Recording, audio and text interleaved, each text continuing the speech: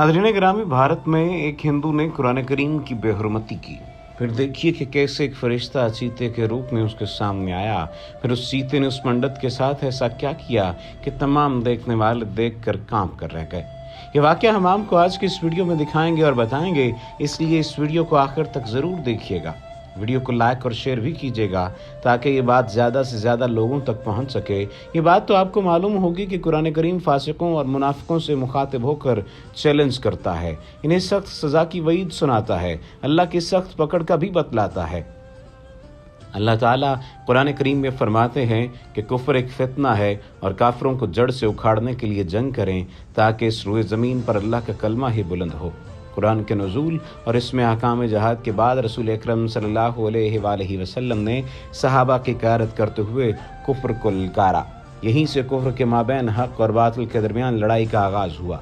ये लड़ाई क़यामत तक जारी और सारी रहेगी। इस लड़ाई में मुनाफ़िकीन और हासदीन का किरदार बेहद घटिया रहा, जो आज तक जारी है। कुरान करीम के वाक़यात अक्सर आपके कानों और नज़रों से गुजरते होंगे। एक ऐसा ही भारत में वाक़या पेश आया। हुआ कुछ यूं कि भारत की रियासत बिहार के गांव दुनियापुर में एक मुसलमान आलिम दीन रहा करते थे। ये बुजुर्ग नहायत मुत्तकी और इबादत गुजार थे। वो सुबह सवेरे नमाज के बाद जंगल में चले जाते और शाम के बाद जंगल से वापस आते थे। गांव के लोग उनके इस अमल पर हैरान थे, लेकिन किसी ने ये जानने की कोशिश नहीं की कि आखिर जंगल में जाते क्यों हैं और शाम को वापस क्यों आते हैं। इस गांव में बहुत ज़्यादा लोग आबाद थे, वही हिंदू ख़ानदान भी आबाद थे। हिंदू मुसलमान से इंतहा की नफरत करते थे और मुस्लिम मुखालिफ इक़दामात करते रहते थे। ये मंसूबा करते थे कि किसी तरह मुसलमानों से ये गांव खाली करवाया जाए। नाज़रीन, इन हिंदुओं की कोई भी तरकीब कारगर साबित नहीं हो रही थी।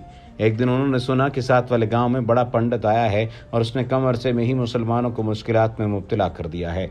ये सुनकर दीनापुर के हिंदू मुलाकात का मंसूबा बनाने लगे थे ताकि इस सारी सूरत हाल से आगाह किया जा सके और मुसलमानों के खिलाफ एक बड़ी साजिश की जा सके। यूं दीनापुर के हिंदू इसके पास गए और सब कुछ बता दिया। पंडित ने कहा, मैं तुम्हारे गांव आऊँगा और हालात का जायज़ा लूँगा, जिसके बाद मुसलमानों पर कारीवार किया जाएगा। दूसरे दिन वो पंडित गांव में आया और उसने आलिम दीन के बारे में पूछा। उसने बताया कि वह आलिम दीन सुबह सवेरे जंगल में जाते हैं और शाम को वापस आते हैं। ये जानने के बाद उस पंडित ने झूठ का एक परंदा तैयार किया और ऐलान किया कि आलिम दीन जंगल में अपने झूठे खुदा के पास जाता है, इससे मुखातिब होता है, ये बात गाँव वालों से छुपाता है। आज मैं और दूसरे हिंदू जाकर इसको देखेंगे और कत्ल करके वापस आएंगे। नाज़रीन किराम, दीनापुर के मुसलमान ये सुनकर उस पंडित के पीछे गए जो हिंदुओं के साथ जंगल में जा रहे थे। जब ये सब जंगल में गए तो देखा वो आलिम दीन एक झोंपड़ी के सामने एक चादर बिछाए हुए थे। इनके सामने कुरान करीम खुला पड़ा है और वो कुरान करीम की तिलावत कर रहे हैं। जब दीनापुर के लोगों ने ये सारा मंजर देखा तो वो बुजुर्ग के जंगल में आने की वजह समझ गए। दरहकीकत वो इबादत के लिए आते थे। पंडित ने बुजुर्ग को पुकारा, बड़े गुस्से वाले लहजे में कहा, ए बुढ़े, तू हर रोज़ क्यों आता है और गांव वालों को धोखा क्यों दे रहा है। जिस पे वो बुजुर्ग बोल उठे कि मैं अपने रब की इबादत करने आता हूँ और कुरान करीम की तिलावत सुकून से करता हूँ। बुजुर्ग ने कहते हुए इशारा भी किया। पंडित ये बात सुनकर गुस्से में आ गया और आगे बढ़कर नौज़ बिल्लाह कुरान करीम को ज़मीन पर फेंक दिया। ये देखकर तमाम लोग इस बुजुर्ग को बुरा भला कहने लगे, क्योंकि उसने कुरान करीम की बेहुरमती की जसारत की थी। ये मंजर देखकर बुजुर्ग भी जलाल में आ गए। उन्होंने कुरान करीम को अदब के साथ उठाया, इसे चूमा और सीने से लगाया। फिर झोंपड़ी की जाने मुँह करके कुछ बोले। इनके कुछ बोलना था कि झोंपड़ी से एक चीता सामने आया। उसने हमला करके पंडित को चीर फाड़ दिया। उसके बाद बुजुर्ग गांव के लोगों, बिलखुसूस हिंदुओं की तरफ देखते हुए कहने लगे, बेशक मेरे रब ने वादा फरमाया है कि वो अपने कलाम की हिफाजत फरमाएगा। ये खबर जब फैली तो बहुत सारे उलमा ने ये कहा कि फरिश्ता चीते के रूप में आया था, जिसे खुदा ने कुरान की हुर्मत की खातिर भेजा था। कुरान करीम की बेहुरमती करने वाले इस पंडित को चीर फाड़ कर रख दिया गया और उसे इबरत का निशाना बना दिया गया। कहा यह जाता है कि इस वाक़े के बाद वो हिंदू जो वहाँ मौजूद थे इस वाक़े के बाद मुसलमान हो गए। अल्लाह ताला फरमाते हैं, हम ही इसकी किताब की हिफाजत करेंगे। बिलाशुबा ये वाहिद आसमानी किताब है जिसकी हिफाजत का जिम्मा खुद अल्लाह पाक ने लिया है।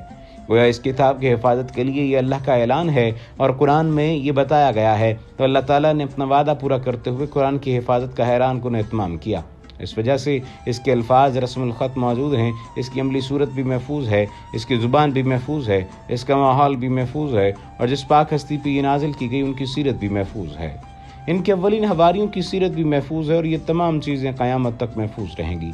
اور آج 1443 سال گزر جانے کے بعد بھی اس کتاب میں معمولی سی تبدیلی بھی رونما نہیں ہوئی۔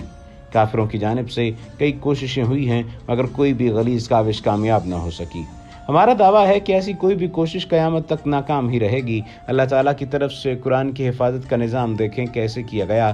سب سے پہلے اس کتاب کا متن حضرت جبرائیل علیہ السلام کے وسیلے سے اور کسی طریقے سے نبی کریم صلی اللہ علیہ وآلہ وسلم پر نازل کیے، وہ ویسے کہ ویسے اپنی اصل حالت میں موجود ہیں۔ آپ صلی اللہ علیہ وآلہ وسلم پر جب وحی نازل ہوتی، آپ صلی اللہ علیہ وآلہ وسلم فوراً وہ کسی کاتب وحی سے لکھوا لیتے، صحابہ اسے نبی کریم کی زبان مبارک سے بھی سنتے اور جو تحریر ہوتا اسے بھی محفوظ فرما لیتے۔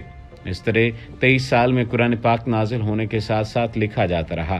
صحابہ کرام نے اسے محفوظ کیا کیونکہ نبی اکرم صلی اللہ علیہ وآلہ وسلم نے اسے یاد کرنے کی بہت ساری فضیلتیں بتائیں۔ ایک روایت کے مطابق قرآن کریم کو سب سے پہلے یاد کرنے والے حضرت علی کرم اللہ وجہہ الکریم تھے۔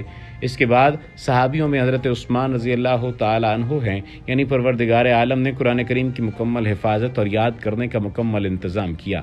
نبی کریم صلی اللہ علیہ وآلہ وسلم کے ساتھیوں نے اسے ذہن نشین کرنا شروع کر دیا۔ یوں قرآن کریم سینہ اور سفینہ دونوں میں محفوظ ہو گیا اور یہ سلسلہ آج تک کئی نسلوں سے جاری ہے اور نسل در نسل چلتا رہے گا۔ یہ قیامت تک جاری و ساری رہے گا۔ ناظرین گرامی، یہاں ہم آج کی ویڈیو کا اختتام کرتے ہیں۔ چینل پر آنے والوں سے گزارش ہے کہ چینل کو ضرور سبسکرائب کریں اور اپنے فیڈ بیک سے ضرور آگاہ کریں۔ اللہ تعالیٰ ہمیں ایمان کی موت نصیب فرمائے اور نیک اعمال بجا لانے کی توفیق عطا کرے۔ وما علینا الا البلاغ المبین۔